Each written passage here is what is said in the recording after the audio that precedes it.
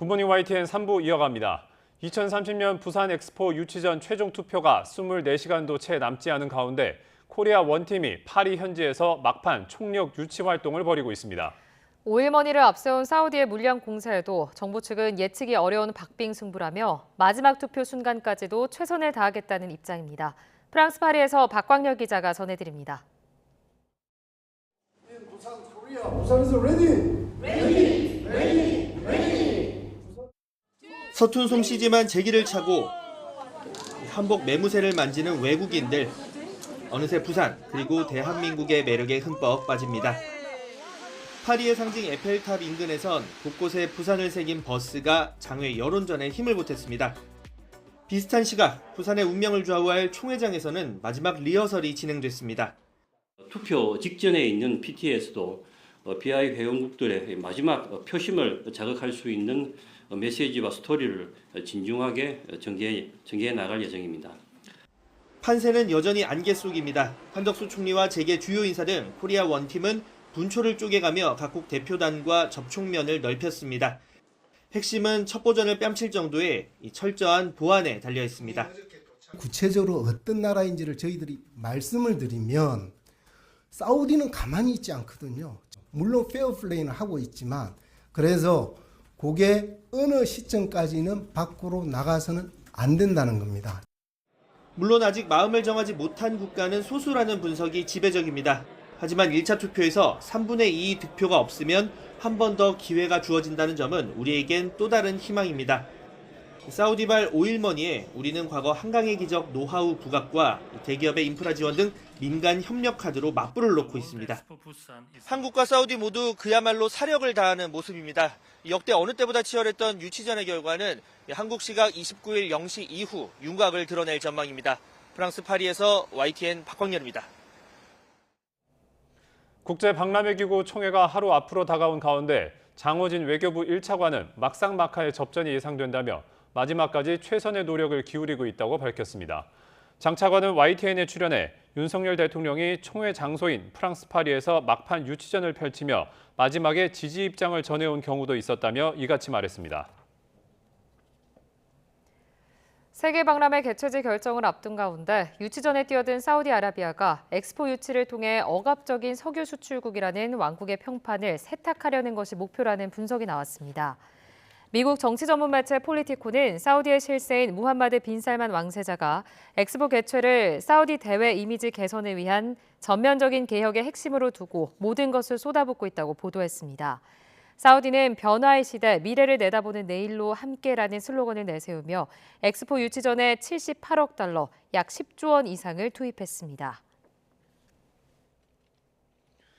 북한이 9.19 군사합의로 파괴한 GP 지역에 감시소를 설치하고 경계호를 구축하고 있는 것으로 확인됐습니다. 군 관계자는 북한이 지난 23일 모든 군사 조치를 즉시 회복하겠다며 9.19 군사합의 파괴를 선언한 직후 동부전선 일대에서 감시소를 설치하고 있는 모습을 공개했습니다. 또 경계호에는 무반동총 등 중화기가 반입되고 있는 모습이 포착됐고 야간에는 경계병이 근무를 서고 있는 모습이 우리 지상 감시 장비로 관측됐다고 전했습니다.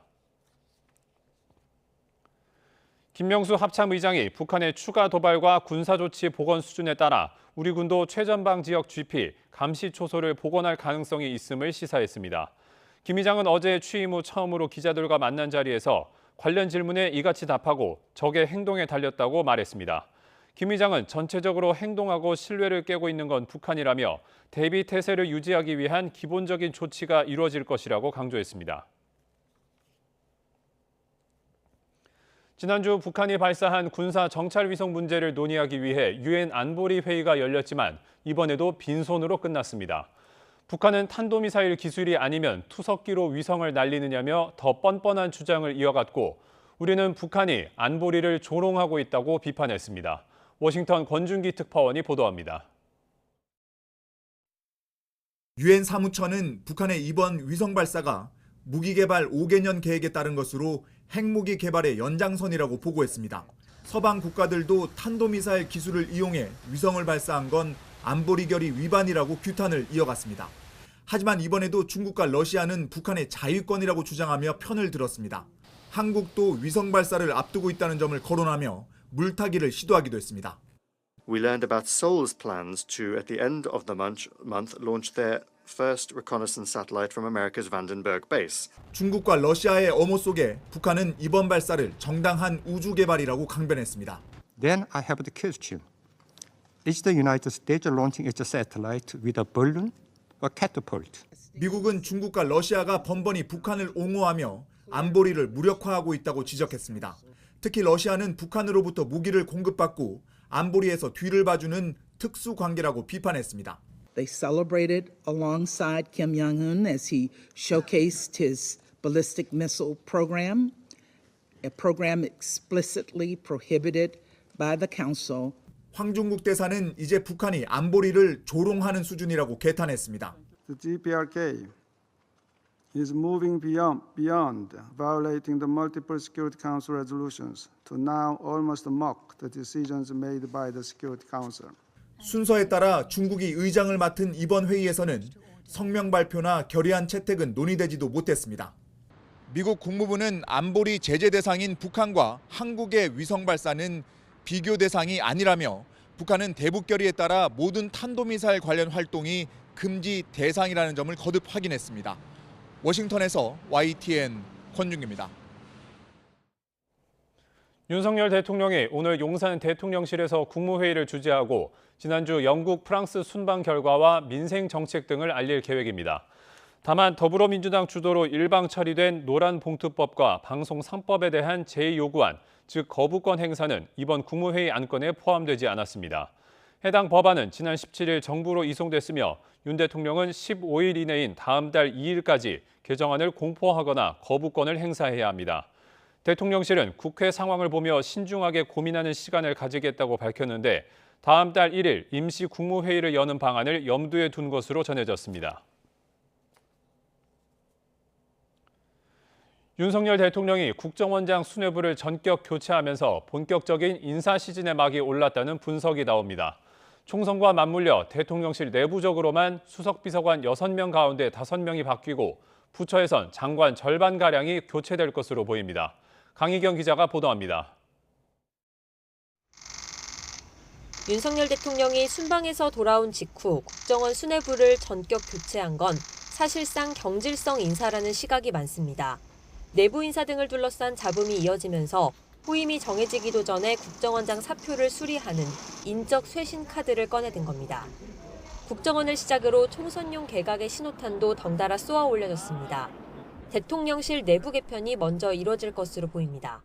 수석비서관 가운데 강승규 시민사회수석과 김은혜 홍보수석, 안상훈 사회수석이 총선 출마 채비를 서두르고 있습니다.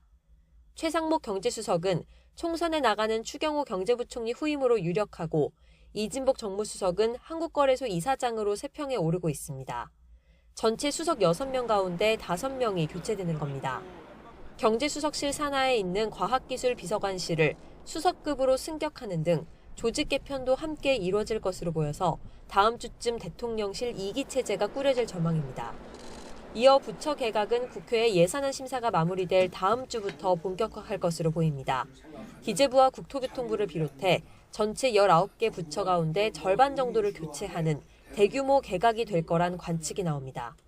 대통령실 개편과 개각은 다음 달 중순으로 예정된 윤석열 대통령의 네덜란드 국빈 방문 전 마무리될 거란 관측이 대체적입니다.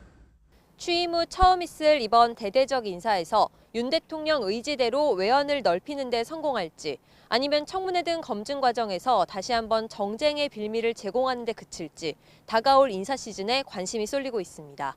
YTN 강희경입니다.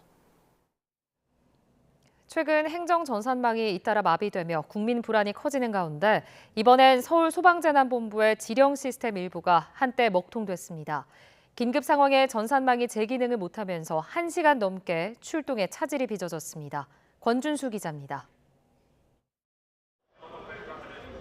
서울에 있는 소방서 20여 곳에서 지령 전산망이 끊기기 시작한 건 아침 8시. 긴급 출동하는 소방 차량의 이동 경로를 파악하는 시스템이 한순간에 멈춰섰습니다. 차량이 출동하기 위한 내비게이션 기능 정도로 생각하시면 됩니다. 그 기능이 KT망 조금 장애로 그건 안 돼가지고. 전산망 마비로 119 신고자 위치와 소방차 사이를 잇는 길 안내에 차질이 빚어졌습니다. 소방서별로 출동 가능한 대원과 대기 차량을 파악하는 데도 평소보다 긴 시간이 걸렸습니다. 출동 대원들은 지령서를 일일이 출력하거나 휴대전화로 사고 지점을 파악해야 했습니다. 전산망이 복구되는 1시간 반 사이 총각을 다투는 응급 상황 대처에 불편이 이어졌습니다. 해당 전산망을 운영하는 KT는 인터넷 회선 작업 중 오류가 발생해 마비로 이어졌다고 설명했습니다. 불편을 끼쳐 죄송하다면서 재발 방지 조치를 하겠다고 밝혔지만 구체적인 경위는 아직 파악 중입니다. 앞서 정부24 같은 행정 전산망이 마비되는 등 불과 열흘 사이 4차례 국가 전산망이 멈췄습니다. 이미 큰 혼란과 우려를 낳은 상황에서 이번에는 소방기관 전산망 먹통으로 국민 불안감이 커지고 있습니다. YTN 권준수입니다. 배우 이선균 씨의 마약 투약 의혹 사건과 관련해 유흥업소에 마약을 제공한 혐의를 받는 현직 의사가 구속을 피했습니다. 인천지방법원은 어제 마약류 관리에 관한 법률 위반 혐의를 받는 현직 의사 A씨의 구속 전 피의자 신문을 진행한 뒤 구속영장을 기각했습니다. 법원은 범죄 혐의의 소명 정도나 다툼의 여지, 피의자의 주거 및 직업, 가족관계 등을 볼 때 구속 사유나 필요성을 인정하기 어렵다며 기각 사유를 밝혔습니다. 자녀를 수능 부정행위로 적발한 감독관의 근무지를 찾아내 항의한 학부모가 변호사이자 유명 강사인 것으로 확인됐습니다. 이 학부모는 자신이 운영하는 카페에 뒤늦게 사과문을 올리면서 감독관을 협박하거나 명예를 훼손한 것은 아니라고 부인했습니다. 신지원 기자입니다. 수능 시험장에서 부정행위 처리된 수험생의 어머니가 감독관의 학교 앞에서 벌인 1인 시위 장면입니다. 감독관 실명을 언급하며 파면을 주장하고 다른 인권 침해 사례를 알려달라고 적어놨습니다. 아버지는 직접 학교를 찾아가거나 전화를 걸어 폭언한 것으로 나타났습니다. 이들의 자녀는 수능 시험장에서 종료령이 울린 뒤 답안지를 작성하려다 감독관에 적발됐습니다. 학교 측과의 통화에서 자신을 변호사로 소개했던 아버지 A씨는 경찰대 출신 변호사로 유명 학원에서 형법과 형사소송법을 가르치는 강사로 확인됐습니다. 자신의 신분이 언론에 공개되며 논란이 커지자 A씨는 인터넷 카페에 입장문을 올렸습니다. 먼저 감독관의 근무지를 알아내는 과정에 불법은 없었다고 해명했습니다. 자녀의 부정행위에 대해선 시험 종료령이 울린 뒤 필기구를 내려놓았을 뿐인데 감독관이 이 동작을 오인한 것이라고 주장했습니다. 또 학교 앞 시위는 잘못이라고 인정하면서도 명예훼손이나 협박은 아니라고 부인했습니다. 수험생 가족의 항의로 정서적 고통을 호소했던 감독관은 사과를 받아들일 수 없다는 입장으로 전해졌습니다. 교사노조는 A씨가 사과문을 빌어 오히려 변명을 하고 있다고 지적합니다. 본인이 잘못을 인정한 것은 피켓팅한 것밖에 없거든요. 세 번째 줄이 학생이 있어가지고 하려고 했는데 애가 마킹을 하려고 해서 안 돼요라고 하면서 답안지를 가렸고 그럼에도 불구하고 해당 학생이 답안지에다가 마킹하려고 찍은 거거든요. 교육당국은 학교 CCTV와 통화 녹취록을 토대로 조만간 A씨를 고발하고 수사 결과를 지켜본다는 입장입니다. YTN 신지원입니다. 이스라엘과 하마스가 일시 휴전을 이틀 더 연장하기로 합의했습니다. 양측은 인질과 팔레스타인 죄수들의 추가 맞교환에도 합의했지만 정작 휴전 나흘째 인질 석방은 예상보다 지연돼 밤늦게 이뤄졌습니다. 기정훈 기자입니다. 인질과 죄수를 맞교환하며 교전을 멈추는 기간이 이틀 연장됐습니다. 이스라엘과 팔레스타인 무장정파 하마스가 휴전 이틀 연장에 합의했다고 중재 역할을 맡아온 카타르 외무부가 밝혔습니다. 하마스도 같은 조건으로 휴전을 이틀 연장하는 데 합의했다고 발표했습니다. 인질 10명 석방에 휴전 하루 연장이라는 앞선 합의에 따라 하마스가 납치한 이스라엘 인질 20명과 이스라엘에 갇힌 팔레스타인 죄수 60명이 추가로 풀려나게 됐습니다. 백악관도 즉각 환영 메시지를 냈습니다. Now, in order to extend the pause, Hamas has committed to releasing another 20 women and children over the next 2 days. We would, of course, hope to see the pause extended further, and that will depend upon Hamas continuing to release hostages. 커비 조종관은 미국인 인질이 아직 8-9명 정도 있을 것이라며 모든 인질이 풀려나도록 추가 연장에 힘쓸 것이라고 덧붙였습니다. 지난 24일 오전 7시 나흘 예정으로 시작된 휴전이 오는 30일 오전까지 이어지게 됐지만 정작 나흘째 인질 석방은 늦어졌습니다. 휴전 사흘 동안 풀려난 이스라엘 인질은 39명으로 애초 합의한 50명까지 11명이 남았는데 이들의 석방이 밤늦도록 지연된 겁니다. 현지 언론들은 하마스 측에서 아동 인질과 어머니를 함께 석방해야 한다는 합의를 이행하지 않으려 한 게 석방 지연 원인이라고 보도했습니다. 석방이 늦어지면서 이집트와 카타르가 또다시 중재에 나섰고 이집트 정보국이 이견이 해소됐다는 성명을 내기도 했습니다. 하마스는 현지 시각 27일 밤늦게 프랑스와 독일, 아르헨티나 등의 이중 국적자인 이스라엘 인질 11명을 풀어줬고 이스라엘은 서한지구 오퍼 교도소 등에서 팔레스타인 수감자 33명을 석방했습니다. YTN 기종훈입니다.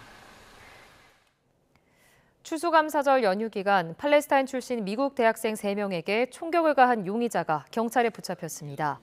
미국 버몬트주 버링턴시 경찰은 지난 25일 오후 버몬트대 인근 아파트 앞에서 권총으로 팔레스타인 출신 대학생 3명을 쏜 혐의로 48살 제이슨 이튼을 체포해 조사하고 있다고 밝혔습니다.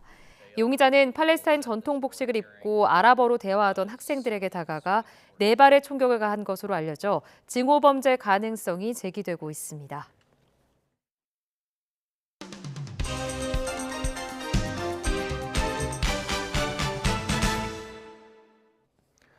(11월 28일) 화요일입니다. 굿모닝 브리핑 시작합니다. 오늘 볼 첫 기사, 피아노의 몰락을 주제로 다룬 중앙일보 기사입니다. 한때 중산층의 상징이자 많은 집에 한 대씩 자리를 하고 있던 피아노가 이제는 처리하기조차 어려운 천덕꾸러기가 됐다고 합니다. 불과 몇 년 전만 하더라도 중고로 잘 처분이 됐지만 이제는 그마저도 어려워서 대당 10만 원 안팎의 처리비를 내고 폐기를 해야 한다고 합니다. 기사에서 전하고 있는 피아노의 몰락 원인은 크게 3가지였는데요. 가장 큰 이유 역시나 저출산 문제였습니다. 학생 수가 크게 줄었고 예체능보다는 대학 입시와 직결되는 국영수 등에 몰리면서 피아노 학원도 점차 줄고 있는 분위기입니다. 그리고 두 번째는 층간소음 문제도 있었는데 층간소음 문제로 집안에서 피아노를 연주하기 어려워지면서 입지가 좁아졌다는 겁니다. 그리고 중고 피아노 시장의 붕괴는 중국 판로가 막힌 것이 가장 큰 영향을 주고 있다고 하는데요. 코로나19 이후에 시장 자체가 얼어붙은 데다가 중국의 중고 피아노 수입 규제도 강화된 탓에 처치 곤란이 됐다는 겁니다. 아마도 지금도 치지는 않지만 집안 한켠에 피아노가 위치해 있는 가정이 좀 있을 것 같은데요. 사연과 추억이 담긴 피아노들이 세월이 흘러서 이렇게 쓰레기 취급을 받으니까 착잡하다는 반응들 나오고 있습니다. 다음은 노인 스토커 증가 문제를 다룬 한국일보 기사입니다. 경찰청에서 밝힌 연령별 스토킹 범죄 현황을 보면 60세가 넘는 피의자는 전체의 12.4%로 월 평균 103.5명에 달했습니다. 관련 통계 집계를 시작했던 2021년 월 평균 50명 정도였던 것과 비교하면 크게 증가한 수준입니다. 이런 노년층 스토킹이 심각한 문제로 부각되는 건 가해자가 인지 능력이 떨어지거나 중대 범죄로 인식하지 못할 때가 많다는 점 때문입니다. 전문가들은 고령화로 인해서 노년층 스토킹이 증가하는 건 불가피한 추세라면서 노인들이 10번 찍어 안 넘어가는 사람 없다는 관행적 판단을 하는 경우가 있다고 분석했습니다. 그러면서 그러한 행동이 스토킹으로 처벌받을 수 있다는 점을 주지시키는 한편 정서적 지원도 이루어질 필요가 있다는 의견 함께 제시하고 있습니다. 또 노년의 피해자 역시도 가부장 문화 등의 영향으로 신고를 꺼릴 수가 있다면서 적극적으로 피해 사실을 알릴 수 있도록 도와야 한다고도 덧붙였습니다.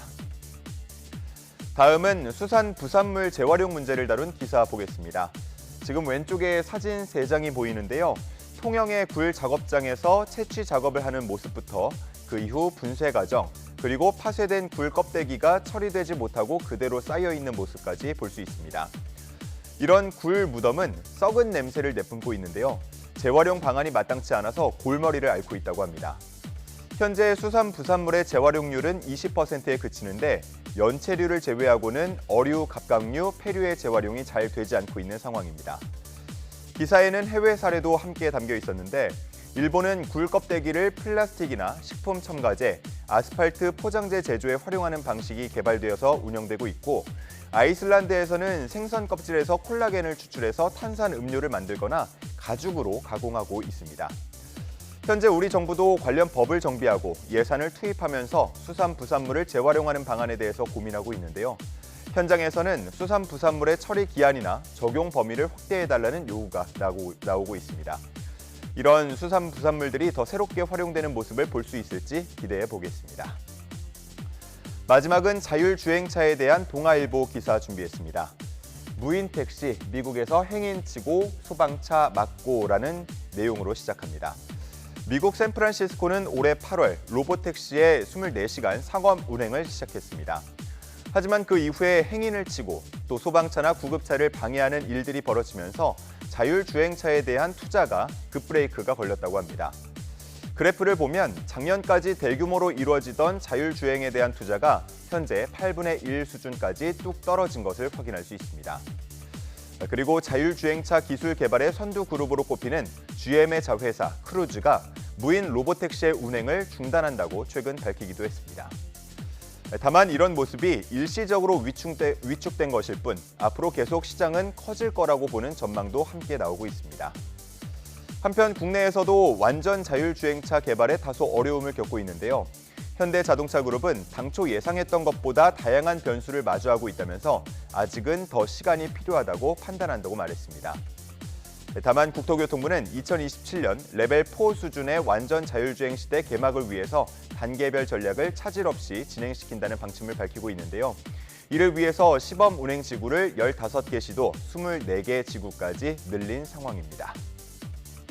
11월 28일 아침 신문 살펴봤습니다. 지금까지 굿모닝 브리핑이었습니다.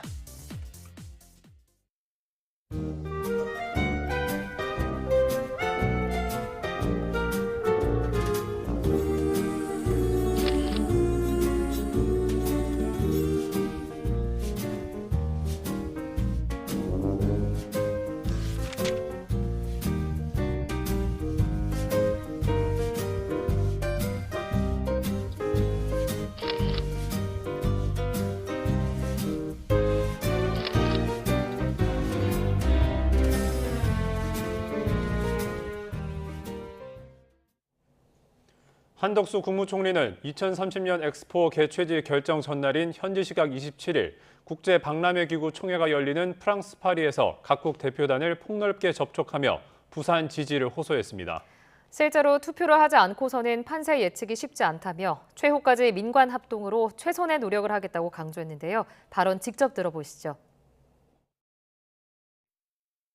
어느 정도 조금 이제 따라온 그런 기분은 느껴집니다만 실제로 투표를 하지 않고서는 뭐라고 말씀드리기가 굉장히 좀 어려운 상황이라고 그렇게 표현을 해야 될 것 같습니다. 최후까지 하여튼 끝났습니다라는 종이 울릴 때까지 그렇게 우리 민간과 정부가 하여튼 최선을 다해서 노력을 하겠습니다. 우리 국민들의 기대가 있다는 것을 저희가 잘 알고 있고 하여튼 최선의 노력을 다해서 조금이라도 좋은 결과가 나올 수 있도록 그렇게 노력하겠습니다.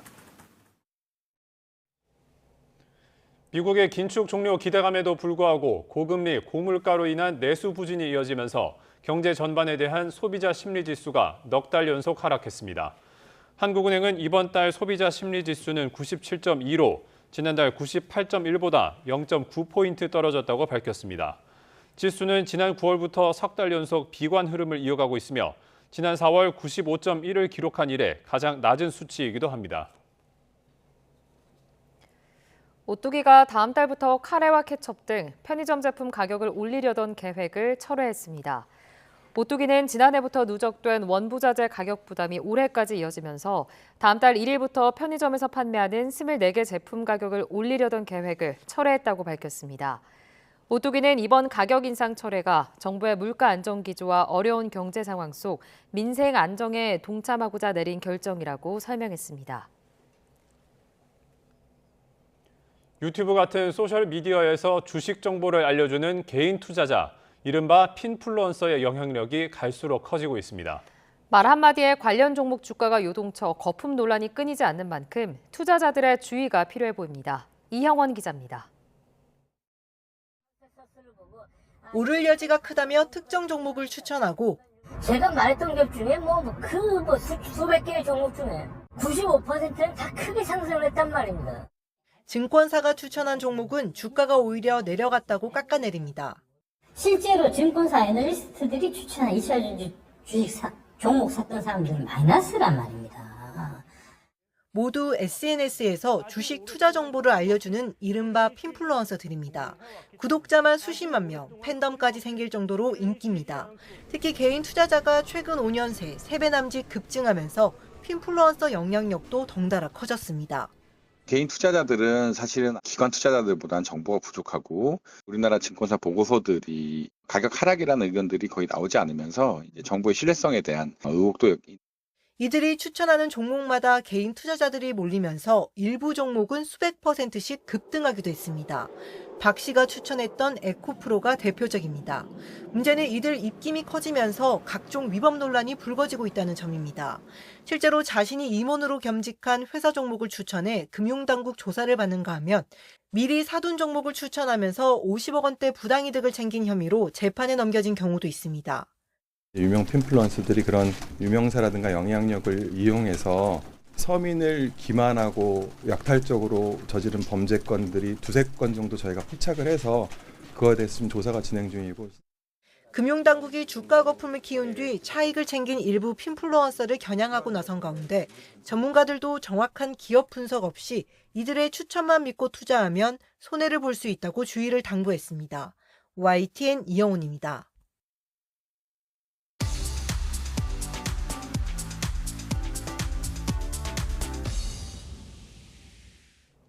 경제 소식을 빠르고 친절하게 전달해 드립니다. 네, 오늘 굿모닝 경제는 이정환 한양대학교 경제금융대학 교수와 함께합니다. 어서 오세요.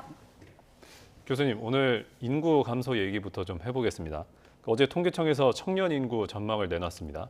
이게 우리나라 청년 인구가 30년 뒤에 절반 수준까지 줄어든다라고 얘기를 했는데 이게 어떤 내용입니까, 교수님? 사실 이제 뭐 청년 기준이 여러 가지가 있겠지만 뭐 통계청에서 파악하는 청년 기준들 뭐 보통 34살까지라 생각하시면 될 것 같고요.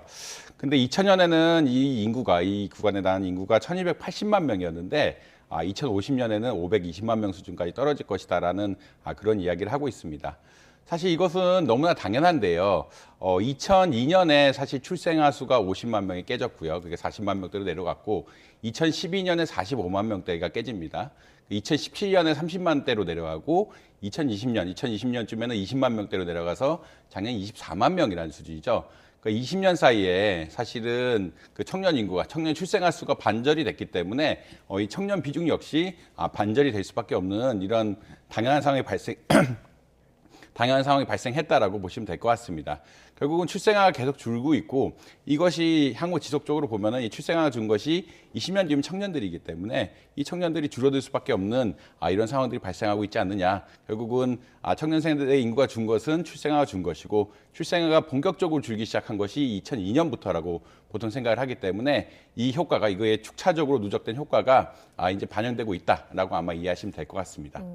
이렇게 젊은 층은 줄어들고 미혼 비율은 높아지고 출생률은 계속 낮아지고 여러 가지 문제가 좀 발생하고 있는 걸로 보이는데 어떤 부분이 좀 가장 문제라고 보십니까? 사실 이게 크게 보면 3가지 정도 문제라고 볼 수 있는데요.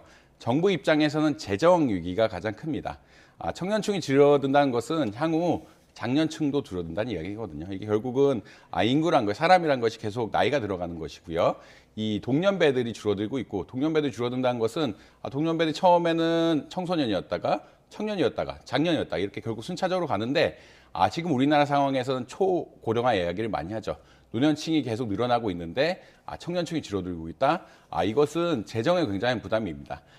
이런 이유는 근본적으로 노년층이 늘어나게 되면은 어떤 복지 비용들이 늘어날 수밖에 없고요. 건강이라든지 일반적인 복지 비용이 늘어나는데 세금을 내는 주축은 청년층이기 때문에 이 청년층이 줄어들게 된다라 그러면 흔히 말하는 노인 부양비 이런 비율들 많이 이야기하는데 노인 부양비가 굉장히 늘면서 청년층의 어떤 세금 부담 같은 것들이 늘어날 수밖에 없다. 아무래도 노인층은 소득을 만들어내기 어려운 사람들이고요. 그렇다는 얘기 세금을 걷기 어려운데 이렇게 일을 하면서 세금을 내는 청년들은 노인층을 부양하기 위해서 세금을 많이 내야 되는 이런 상황들이 발생할 수 있다는 게 가장 큰 문제라고 보시면 될 것 같습니다. 두 번째로는 이제 내수 위축인데요. 소비 차원에서도 아무래도 노인층보다는 청년층 소비가 많다고 생각을 합니다.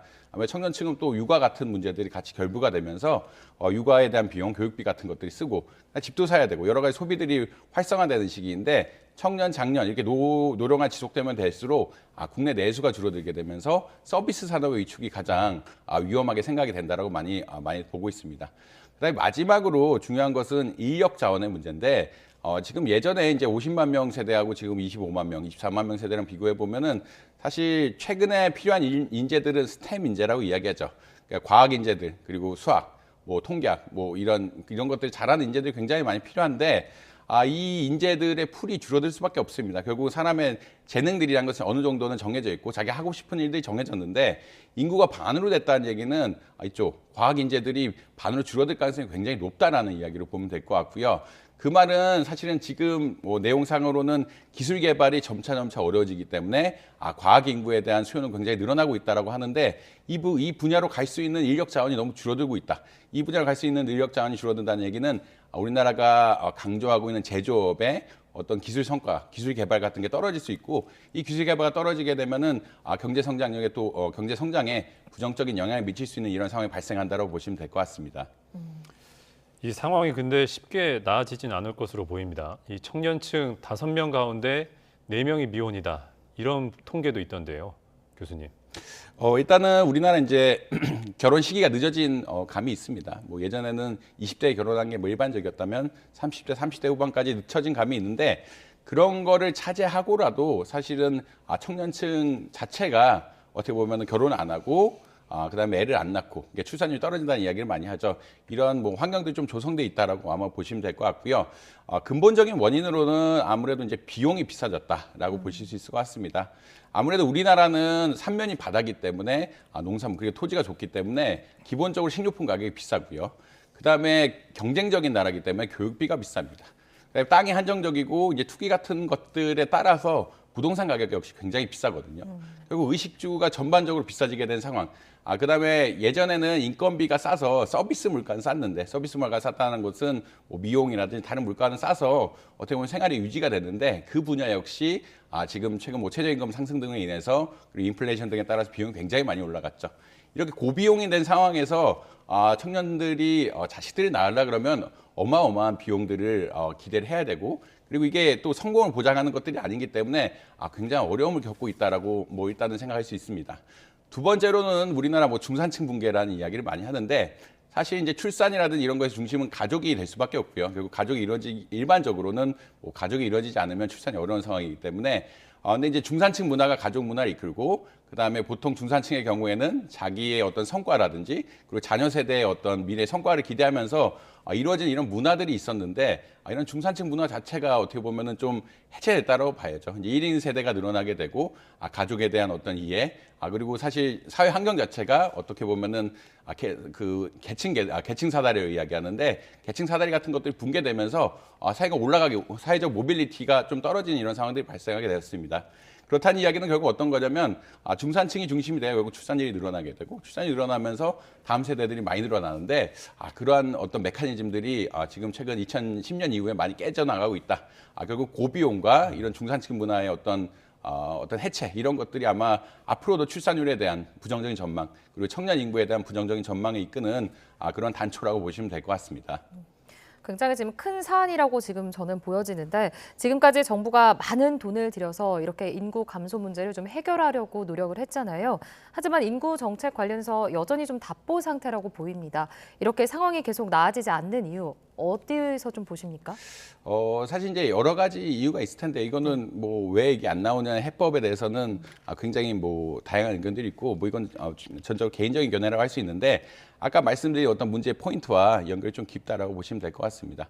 청년층이 못 사는 이유는 비용이 너무 비싸고 이 비용을 감당할 수가 없어서거든요. 그렇다면은 전반적으로 사회의 비용들, 최소한 식료품 비용이라도 낮춰주든가 아니면 교육비라도 낮춰주든가 이런 비용에 대한 어떤 낮춰주는 그런 노력들을 굉장히 많이 해야 되고요. 그다음에 청년층이 시간을 가질 수 있도록, 그리고 자식들 혹은 자녀 세대들과 시간을 가질 수 있도록 육아와 뭐 일 시간의 어떤 결합, 그거 매치시켜주는 이런 작업들 같은 것들이 사실 필요하거든요.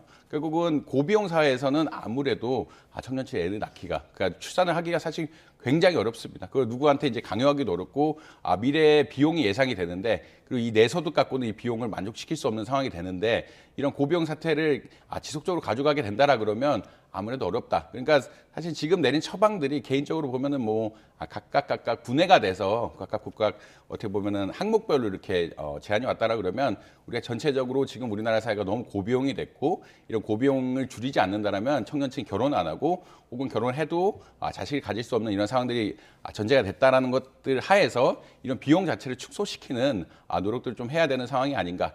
결국 이런 고비용들이 아까 말씀드린 중산층과도 굉장히 밀접하거든요.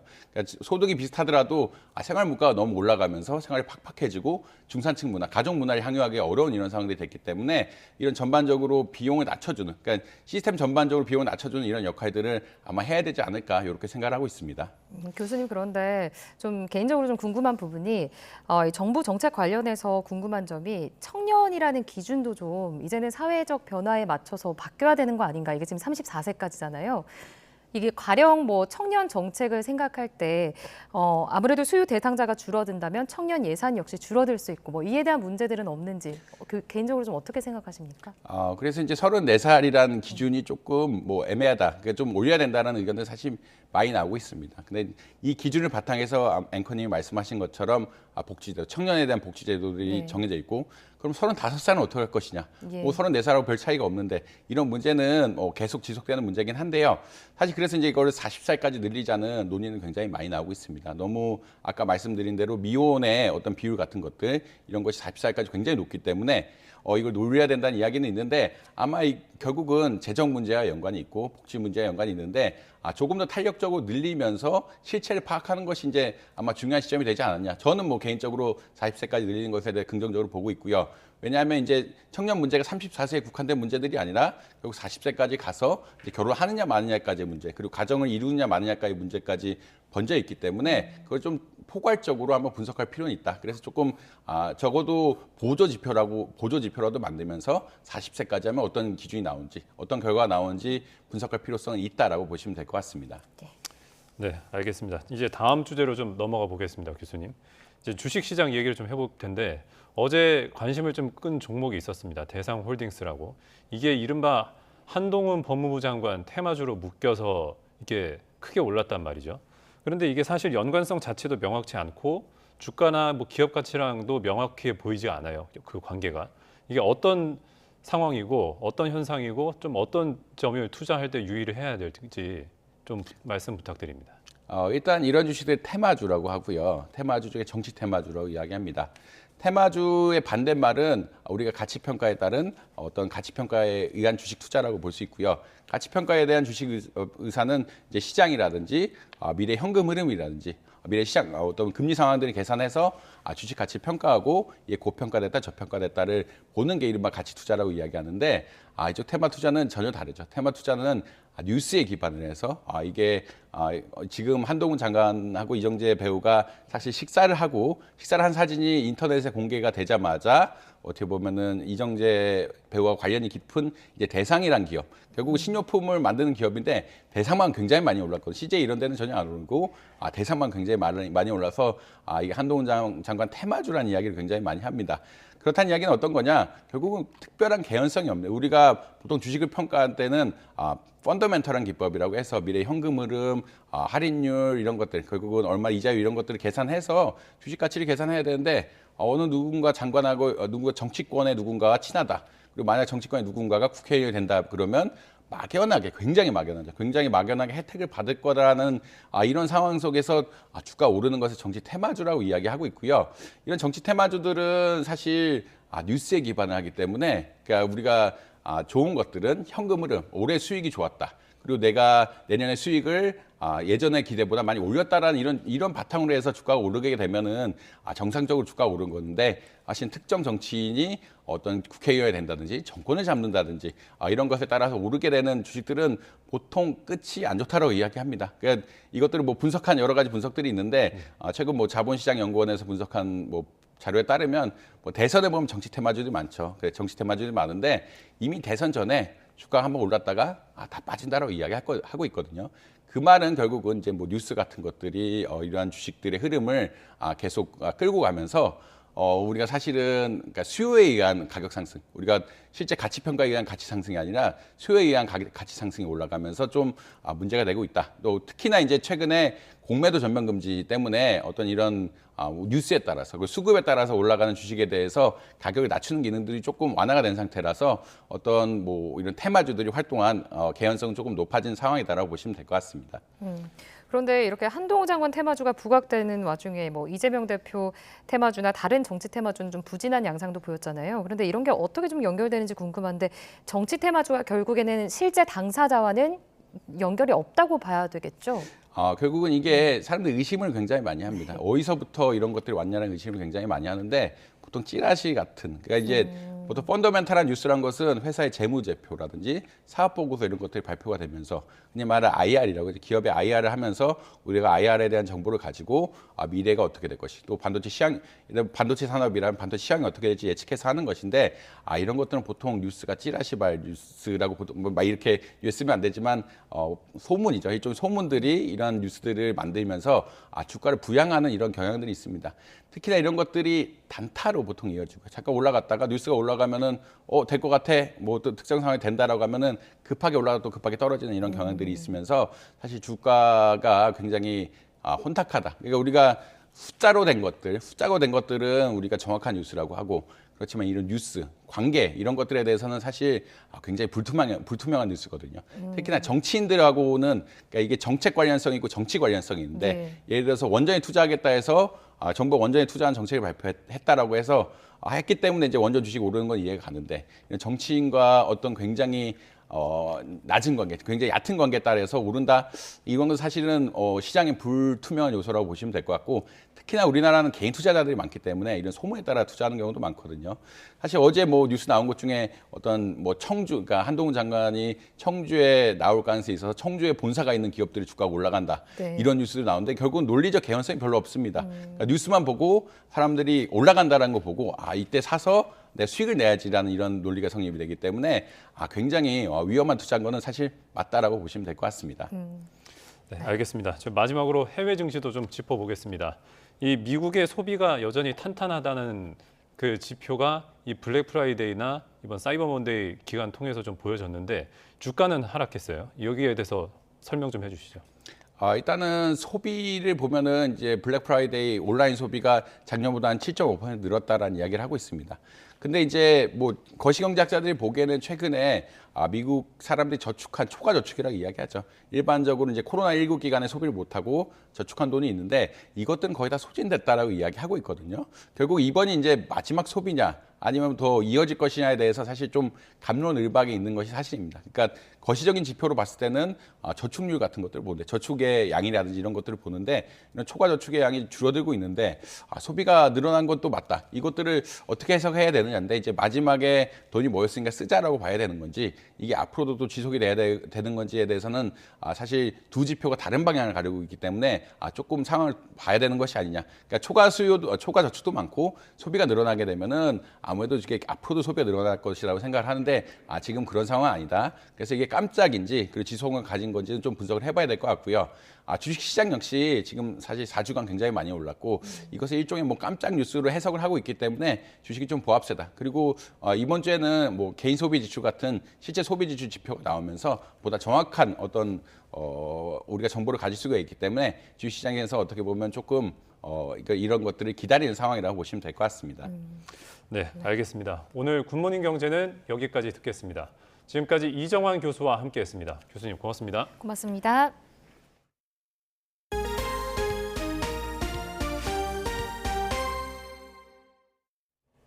전기차는 한 번 불이 나면 순식간에 온도가 1,500도까지 올라가서 화재 진압이 쉽지가 않습니다.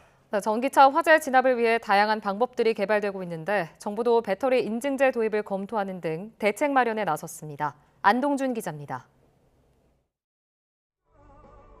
내리막길을 달리던 전기차 택시가 건물을 들이받자 푸른색 화염이 솟아오르더니 불길에 휩싸입니다. 택시기사는 구해냈지만 차량은 전소했고 이동식 침수조에 담근 뒤에야 50분 만에 꺼졌습니다. 이처럼 전기차 배터리에서 사고로 불이 나면 순식간에 온도가 1,500도까지 올라 피해가 걷잡을 수 없이 커질 수 있습니다. 이른바 열 폭주 현상 때문입니다. 전기차 운전자 가운데 절반이 운행 중 가장 큰 우려가 화재라고 답할 만큼 전기차 화재는 대중화를 가로막는 가장 중요한 요소입니다. 전기차 화재가 얼마나 쉽게 발생할 수 있는지 직접 실험해봤습니다. 전기차 배터리 셀에 충격을 가하자 희뿌연 연기가 주변을 가득 메우고 이어 폭발음과 함께 시뻘건 화염이 사방으로 뿜어져 나옵니다.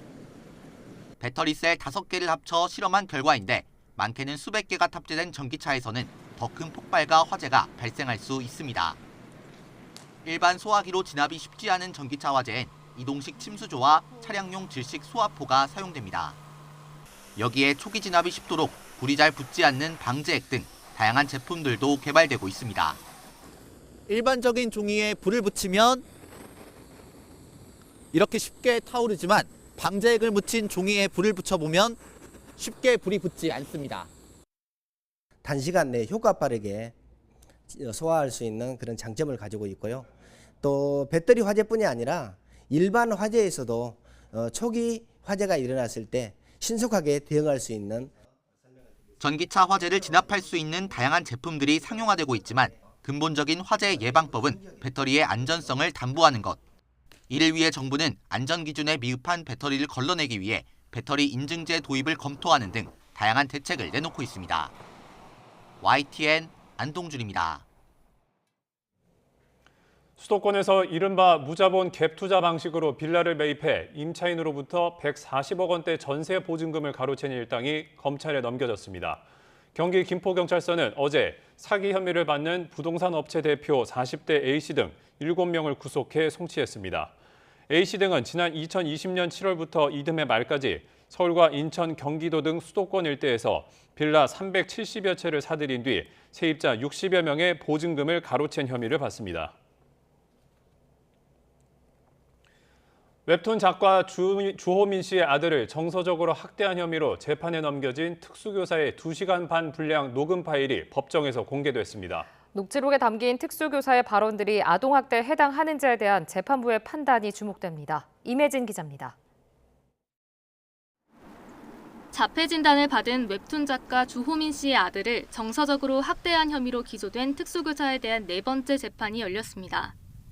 법정에서는 2시간 반 분량의 당시 녹음 파일이 원본 그대로 재생됐습니다. 주호민 부부가 아동학대 정황을 파악하기 위해 아이 가방에 몰래 넣은 녹음기에 담긴 건데 발언의 어감과 전후 사정을 알려면 전체 파일을 들어봐야 한다는 교사 측 의견을 재판부가 받아들인 겁니다. 쟁점은 진짜 밉상이네, 버릇이 고약하다, 너 싫어 등의 발언이 음성으로 들어도 괴롭힘이 느껴지느냐입니다. 교사 측은 반복되는 상황에 짜증을 내긴 했지만 맥락을 들어보면 자폐 증세가 있는 아이를 가르치기 위한 수업 방식의 일환일 뿐이라고 주장했습니다. 글자로 보면 그렇게 유재처럼 보이지만은 실제 목소리를 들어보면 억양이나 뉘앙스 그리고 앞에 그다음에 뒤에 이런 대화를 흐름을 보면은 이게 아동학대가 아니라고 하는 걸 입증할 수가 있기 때문에 녹취에 대한 공방도 이어졌습니다. 당초 공소장에 적힌 도대체 머릿속에 뭐가 들은 거야 라는 부분에서 주씨 측이 쥐새끼라는 단어가 들린다고 주장한 건데 검찰은 해당 단어가 맞는지 확인하기 위해 2곳에 감정을 의뢰했지만 의견이 엇갈렸다면서 또 다른 기관의 감정 결과를 받아 공소장 변경을 검토 중이라고 밝혔습니다. 녹취를 들은 재판부는 피해 아동의 부모 입장에서 속상할 만한 표현이 있는 것 같다면서도 교사가 악의를 품고 했을 거라고는 생각지 않는다고 판단했습니다.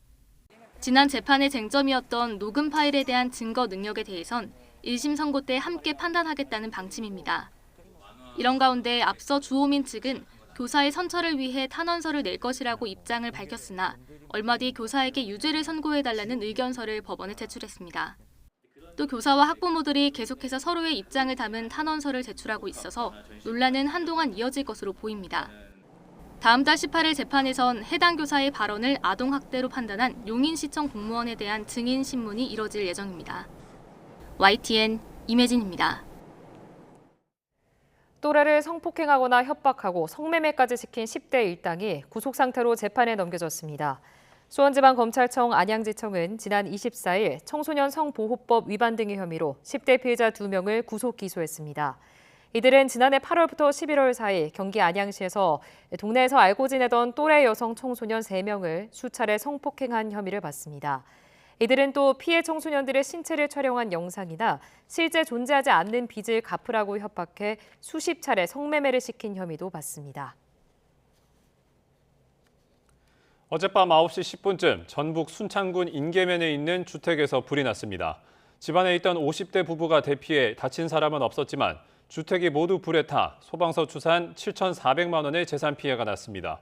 소방은 갑자기 큰 불길이 치솟았다는 집주인 말을 토대로 정확한 화재 원인을 조사하고 있습니다.